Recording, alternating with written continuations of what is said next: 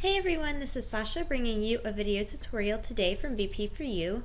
And today I'm going to show you something that's kind of a neat little trick that you can do here in Lightroom. So if you're a wedding photographer, the chances are you have more than one shooter at your weddings. And so sometimes you have a second shooter, and sometimes you end up with a second or a third shooter. Both. So being organized can be pretty tough sometimes. One of the ways that you can stay really organized when you're working with your images in Lightroom is to, ahead of time before you ever start shooting, is to get with your second shooters and make sure that your cameras are synced so that the time on them matches up perfectly, and so that when your photos import into Lightroom and you've got them in the same folder and they are being arranged by time, that they will all match up. For example, the bride walking down the aisle will be all in one group, and the first kiss, all of those pictures will be together, and the ceremony will all be together.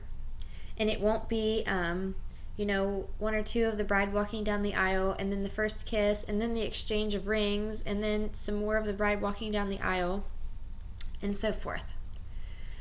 So what I have here is a collection of photos, and they don't match up, meaning I'm not going to be able to technically find that perfect point with these pictures.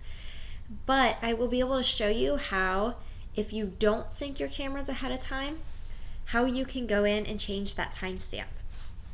And so right here I have a picture, and I have these pictures, and they were taken with two different cameras. So if I come up here and I click on my metadata, you can see that 4 of them were shot with a 5D and 4 of them were shot with a 6D. And so I can view those here. So ideally, when I was going to go ahead and do this timestamp change, I would probably go in and pick from one point in time that I know that I could get all of the photos taken from, something that everybody shot excuse me, something that everybody shot, and something that I would be able to reference and say, yes, all of these photos are from that point. So let's just pretend that this photo is it for me. So I'm going to come up here to metadata, and I'm going to come up to edit capture time, and I'm going to make a note of this. Now this is 3:39:50. Okay, so this is, I might want to write that down somewhere so that I can keep that in mind. So the date is November the 12th of 2011, and this photo was taken at 3:39:50, so that's really important.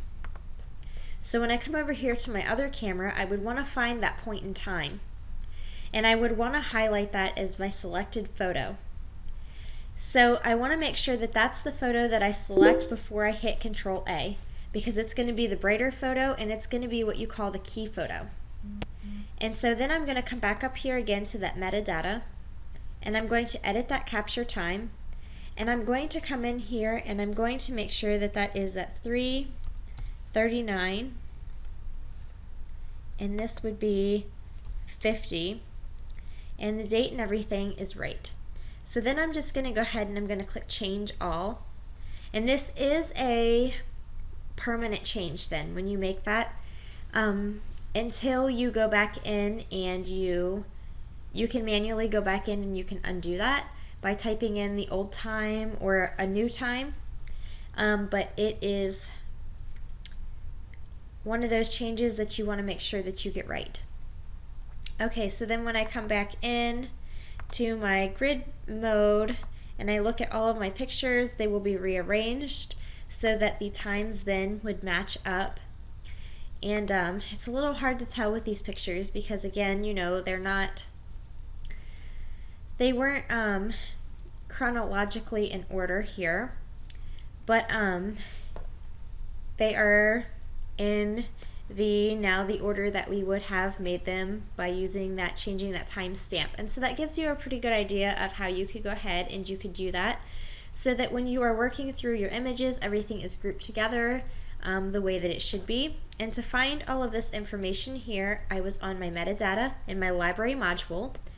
And so I'm able to see where it says camera. I can see all the cameras that were shot, that shot this whole album here. Of course, I want to make sure that I have all of my pictures in this album. And then up here at metadata, we have that edit capture time. And so, thank you for watching this video tutorial. Happy editing!